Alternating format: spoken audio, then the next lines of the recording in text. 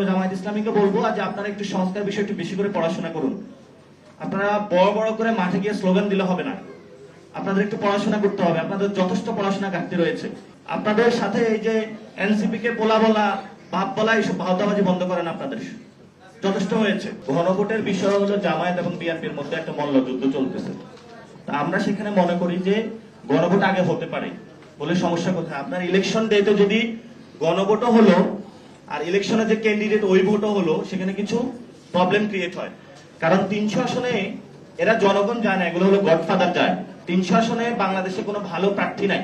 ফলত এই গডফাদাররা মানুষকে আইনা অস্ত্র তাক করে বলবে যে জুলাই সনদের জন্য তুই ভোট দিবি না, ভোট কেন্দ্রে আসা যাবে না। ভোট কেন্দ্রে তারা ককটেল নিক্ষেপ করবে, গ্রেনেড নিক্ষেপ করবে। এই জন্য হলো সরকারের আগে নির্বাচন কমিশন, একটা অথর্ব মার্কা বাংলাদেশ একটা নির্বাচন কমিশন এই সরকার গঠন করেছে। এই নির্বাচন কমিশনের সক্ষমতা যাচাইয়ের জন্য আগে গণভোট দেওয়া যেতে পারে। সেই গণভোটের মধ্য দিয়ে একটা সুযোগ রয়েছে, সুযোগটা আমরা কাজে লাগাতে পারি।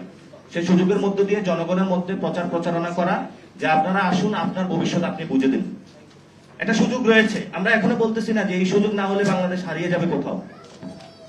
এবং এই যে জামায়াত ইসলামী হলো লোয়ার হাউসে যে পিআর এর কথা নিয়ে এসেছে, আমরা মনে করি যে এগুলা সংস্কারের কথা বলে তারা মুখে, অন্তরে তাদের ভাওতাবাজি রয়েছে। আমরা আপার হাউসে যেটা প্র্যাকটিক্যাল নাই, জন্য জামায়াত ইসলামীকে বলবো যে আপনারা একটু সংস্কার বিষয়ে একটু বেশি করে পড়াশোনা করুন। আপনারা বড় বড় করে মাঠে গিয়ে স্লোগান দিলে হবে না, আপনাদের একটু পড়াশোনা করতে হবে। আপনাদের যথেষ্ট পড়াশোনা ঘাটতি রয়েছে। আপনারা সংস্কার প্রক্রিয়া যতগুলো মিটিং করেছেন, আলোচনা করেছেন, আপনারা যে সাইন করে দিয়েছেন, এই বিষয়ে কেন আমাদের কথা বলতে হলো? আপনাদেরকে আমরা আগের দিন যাই বুঝিয়েছি। আপনি রাজনীতির জনগণকে, আপনার দলীয় রাজনীতির জনগণের উপরে কেন আপনার দলীয় রাজনীতি নিয়ে যাচ্ছেন? এজন্য তাদেরকে বলবো, তাদের সামনে যথেষ্ট একটা সুযোগ এসেছে। এমনি তারা 71-এর সময় একটু অনেক বড় আকাম করেছিল বাংলাদেশে। এই সময় তাদের সামনে সুযোগ এসেছে। এই সময় আপনারা জনগণের পক্ষে দাঁড়ান। আপনাদের সাথে এই যে এনসিপি কে পোলা বলা, বাপ বলা, এইসব ভাওতাবাজি বন্ধ করেন। আপনাদের যথেষ্ট হয়েছে। আমরা উপরেখাটা দিয়েছি, আমরা কি করছি না সেটা বলছি না। আমরা বলছি ডক্টর, আমরা হলো ওয়াইটা তাদেরকে দিয়ে দেখিয়ে দিচ্ছি। আপনার এই আমি বলছি যে ডক্টর ইউনূস ওইখানে যেতে হবে। সেটা না গেলে যে আমরা সাইন করবো ওই কথা আমি বলি নাই।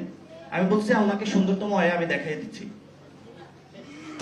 ঠিক আছে, আচ্ছা, আমরা কালকে একটা প্রেস ব্রিফিং করবো, সেখানে সবকিছুর উত্তর দেবো।